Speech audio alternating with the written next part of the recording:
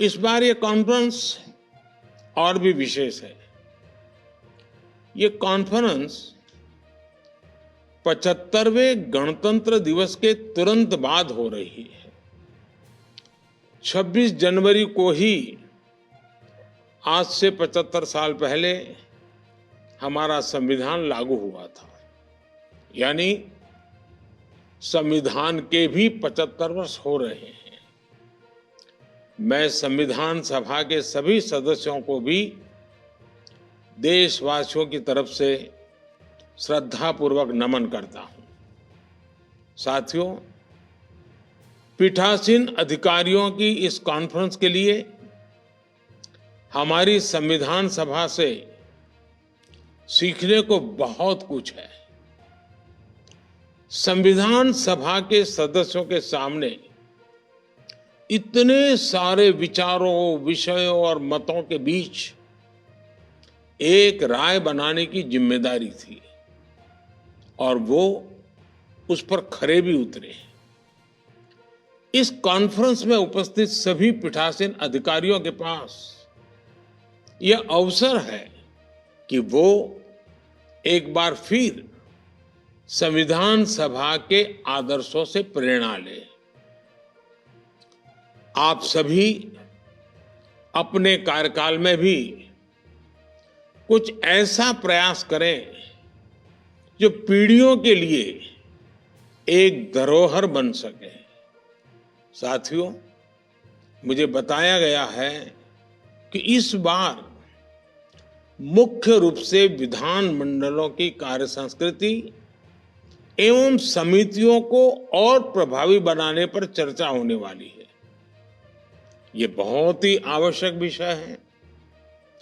आज जिस प्रकार देश के लोग जागरूकता के साथ हर जनप्रतिनिधि को परख रहे हैं, उसमें इस तरह की समीक्षा और चर्चाएं बहुत ही उपयोगी होगी।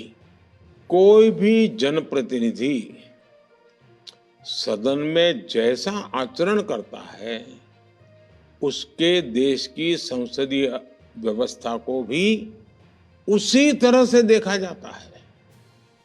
सदन में जनप्रतिनिधियों का व्यवहार और सदन का वातावरण निरंतर सकारात्मक कैसे बना रहे, सदन की प्रोडक्टिविटी कैसे बढ़े, इसके लिए इस कॉन्फ्रेंस से निकले ठोस सुझाव बहुत मददगार होंगे। साथियों, एक समय था जब अगर सदन में कोई सदस्य मर्यादा का उल्लंघन करे, उस पर नियम के मुताबिक कार्रवाई हो, तो सदन के बाकी वरिष्ठ उस सदस्य को समझाते थे ताकि भविष्य में वो ऐसी गलती ना दोहराए और सदन के वातावरण को, उसकी मर्यादाओं को टूटने न दे।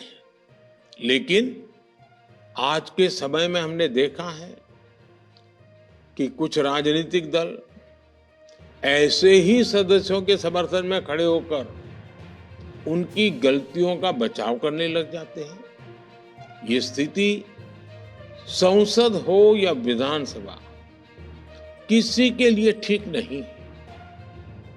सदन की मर्यादा को कैसे बनाए रखा जाए, ये चर्चा इस फोरम में बहुत आवश्यक है।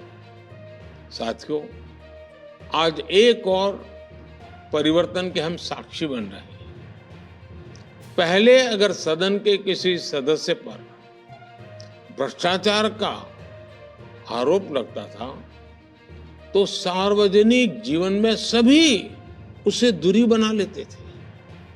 लेकिन आज हम कोर्ट से सजा पाए भ्रष्टाचारियों का भी सार्वजनिक रूप से महिमा मंडन होते देखते हैं। ये कार्यपालिका का अपमान है, ये न्यायपालिका का अपमान है, ये भारत के महान संविधान का भी अपमान है। इस विषय पर भी इस कॉन्फ्रेंस में चर्चा और ठोस सुझाव भविष्य के लिए एक नया रोड मैप बनाएंगे। साथियों, अमृत काल में आज देश जिन लक्ष्यों को तय कर रहा है, उनमें हर राज्य सरकार और वहां की विधानसभा की बहुत बड़ी भूमिका है। भारत की प्रगति तभी होगी जब हमारे राज्यों की प्रगति होगी, और राज्यों की प्रगति तब होगी जब इनकी विधायिका और कार्यपालिका साथ मिलकर अपने विकास का लक्ष्य निर्धारित करेंगे। विधायिका अपने राज्य के ऐसे लक्ष्यों की प्राप्ति में जितनी सक्रियता से काम करेगी, उतना ही राज्य आगे बढ़ेगा। इसलिए समितियों के सशक्तिकरण का विषय आपके राज्य की आर्थिक प्रगति के लिए भी अहम है। साथियों, एक प्रमुख विषय गैर जरूरी कानूनों के अंत का भी है। पिछले 10 वर्षों में केंद्र सरकार ने करीब करीब 2000 से ज्यादा ऐसे कानून खत्म किए हैं जो हमारी व्यवस्था का नुकसान कर रहे थे। कुछ तो बिल्कुल कालबाह्य हो गए थे, एक प्रकार से बोझ बने हुए थे। न्याय व्यवस्था के इस सरलीकरण ने सामान्य मानवीय को मुश्किलों को कम किया है, ईज ऑफ लिविंग बढ़ाई है। पीठासीन अधिकारियों के रूप में अगर आप ऐसे कानूनों का अध्ययन करवाएं, उसकी सूची बनाएं और अपनी अपनी सरकारों के ध्यान आकर्षित करें, कुछ जागरूक विधायकों का ध्यान आकर्षित करें, तो हो सकता है कि बढ़ चढ़ करके काम करने के लिए सब आगे आएंगे। इसका देश के नागरिकों के जीवन पर बड़ा सकारात्मक प्रभाव होगा।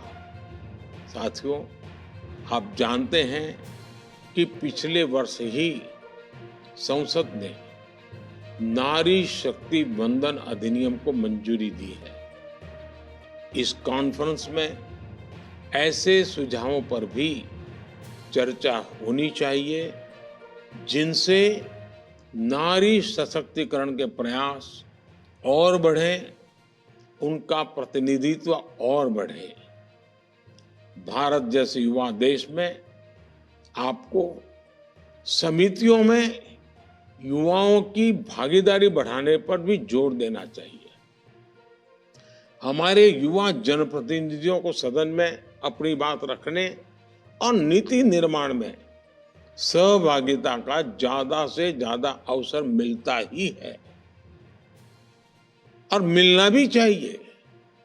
साथियों, 2021 में आपसे चर्चा करने के दौरान मैंने one nation one legislative platform के बारे में बात की थी।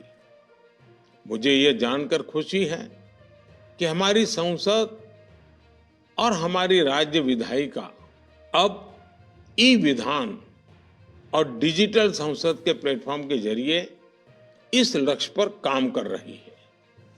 मैं एक बार फिर आप सभी को मुझे इस अवसर पर आमंत्रित करने के लिए धन्यवाद देता हूं।